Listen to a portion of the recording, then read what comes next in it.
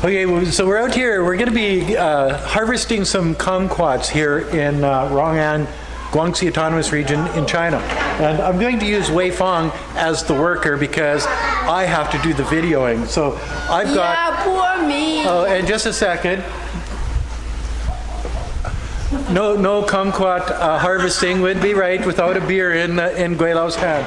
So as she does all of the work, I will be drinking beer and talking to you and showing you what she's doing to harvest these kumquats. Have you ever harvested kumquats before?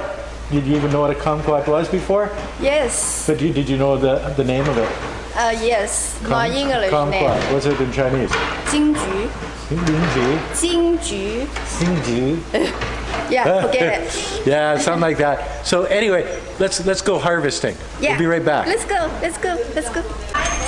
You know, the first time I had a kumquat, I tried to peel it. Yeah, because I figured it was a little orange. I didn't know any better. So this is what a kumquat orchard looks like behind me. And look around you. Like, what's not to love in a place like this? And it's what, November the 14th. And it's, I think, my place in Canada where I used to live just got like a half a meter of snow. It's like 17 below. I'm so glad to be here in southern China with a cold beer in my hand and Weifang doing all the work. So Weifang, how much have you got so far? I just only got the bigger one. Only the big one? The orange color, very shiny one. Oh, okay. So, well, you can keep working. You got all day. Yeah. Although it's November the 14th, they start harvesting the kumquats about the beginning of October. But they don't harvest them all at the same time because some are ripe, some aren't. So the green ones they leave on the vine or on the tree, I guess. And the orange ones, the yellow ones they call it, they harvest and they don't do it themselves. They just have too many trees here to harvest on their own. They have actually tomorrow's when the workers come in, so our timing is perfect. They'll come in and they'll clean off all of the ones that have to be cleaned off tomorrow, and then they'll come back probably in another 2-3 weeks and finish off the harvest. But they've got 50 or 60 people hitting this farm tomorrow morning bright and early at sunrise, and they'll work all day picking kumquats. They've sold like 100,000 pounds of kumquats off of this farm alone so far this year. So there's a lot, like amazing. Like look at this stuff. It's just hanging thick on the trees. It's really good fertile land. It's the weather is perfect for this. So if you're eating kumquats anywhere around the world, there's a good chance that it came from Xiaobo's farm here in Rongan, Guangxi Autonomous Region in China. And again and again and again I say, all you have to do is reach over, pull one of these puppies off and go, man, is that good and fresh. I've tasted them before at a stalls in the town or city. It's not the same as having them off the vine. It's much better this way. Sort of like eating a carrot out of the garden with the dirt on it. Yeah, I'm one of those guys. As a kid, they cleaned some of the dirt off, but not all of it.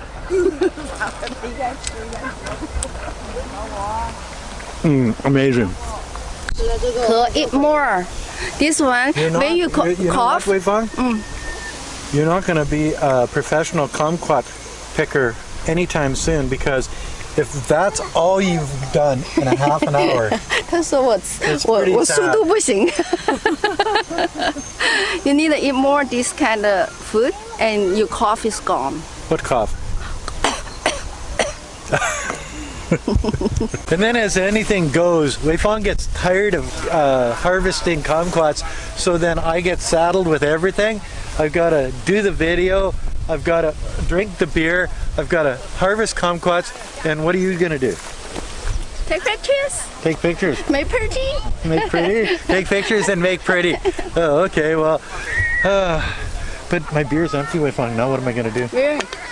Yes. So in these kumquat trees, they don't last forever. They last about 10 years.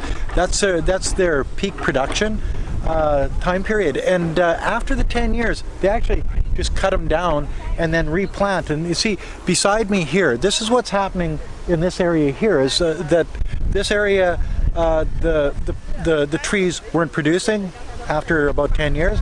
So they cut them down and they plant a new one. So it's an ongoing thing here. But it is sort of neat to see this stuff. I've never been to a kumquat orchard before. I've never picked kumquats before. I've never had to put a beer in my pocket. No, that's a lie. I put beer in my pockets all the time.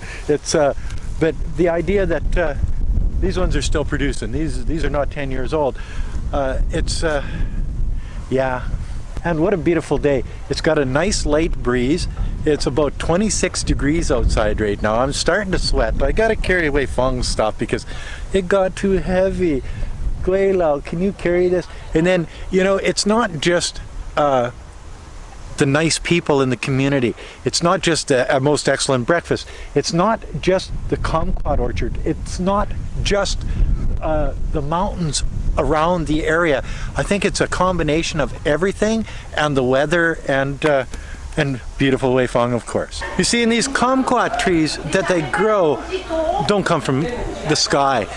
There has to be a nursery, and every farm has a nursery. So as the older trees get older and they don't produce as good or as much or whatever, and they need new ones, that's what places like this are for. So this is sort of a seedling thing where you can have like a lot of kumquat trees, but it takes years for these things to grow, guys. So as they get bigger and the old ones get non-producing, these ones, when they tear those out, these ones get put in their place, but they wait till they're much bigger than this before, because you don't want to wait for years for them to produce. But they got to start somewhere, so this is where they start. And then you saw over on the other side there where they're, I don't know, 3 feet high, and that's probably when they transplant them, and you know what I mean? So very methodical in the way that they deal with this business. And you can actually splice these kumquats with different kumquat trees to make different hybrids and stuff like that. And Xiaobo's dad, he's been doing this for a lifetime, and he knows everything about it. It's like, wow. And he says some of these trees, depending on the type of tree and whatever, can last 20-30 years, which is you know, more than the regular 10 years. So I think that's maybe where the splicing and making different hybrids comes from, is to make them produce longer, to make them produce a sweeter fruit, maybe produce more larger kumquats, making a better yield, all of these things. So it's taken a lifetime of growing kumquats here in Guangxi Autonomous Region. Man, what a beautiful place. Like, seriously, I gotta turn around. I got a stone wall behind me, but look at the mountain behind the stone wall, guys. Like, holy smokes, man. I'm in frickin' paradise here in Guangxi Autonomous Region, China. I've said it before. I love my life. It's noon. I'm gonna go grab another beer. I'll be right back. And of course, behind the shack, well, sort of like a brick shack, concrete block shack, whatever, that they cook and stuff when they're out in the fields here, they have a pond full of fish. Yes, they do. And what do? And their time off, they go fishing here. And let's go check it out, see if they're catching anything. 这样子啊？真的，用个菜叶真的可以。哦，来，We got a fish! We got a fish! 快拿我的老脚过来。哦，在这里。这个no no。Oh, look at the size of this one. 这个。Oh, he's a good one. 拿老脚把它抓起来。Oh yeah! Oh yeah! Oh yeah! 你把它抓起来就行了。Xiaobo's my hero! Yes, master. 好，先拍好，没事让它糊，让它按上燃。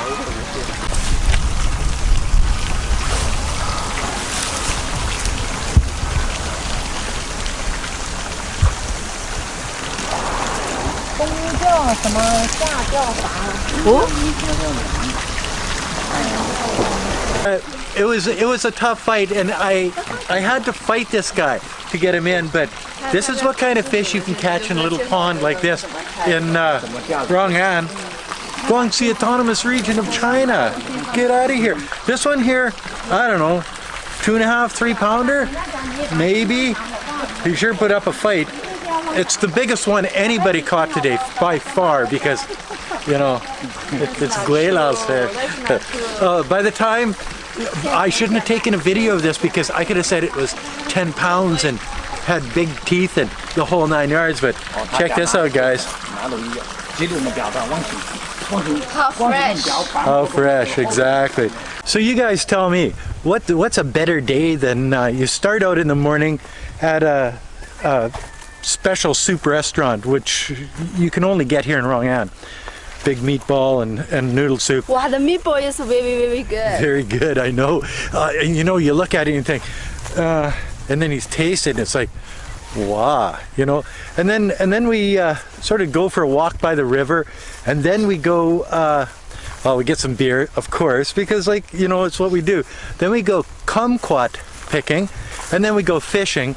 In the meantime, we have dinner, and we're eating fish out of the place and we're gonna have supper, and we're gonna be eating fish out of the place where we're fishing too. And Mom, Xiaobo's mom is cooking a koro for Gweilo. Oh, koro, fatty pork, gotta love it. I love that stuff. And that's not the best part of it. The company that we are with are great people. The area that we're in is frickin' beautiful, guys. You know, we're about, what, 4.5 hours north of Nanning City? Yeah.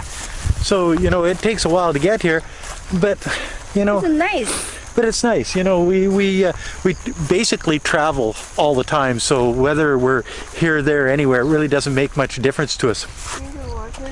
It's one of those things that, man, we got the world by the tail, and we actually know it. So we're pretty we're happy with our lives here in China.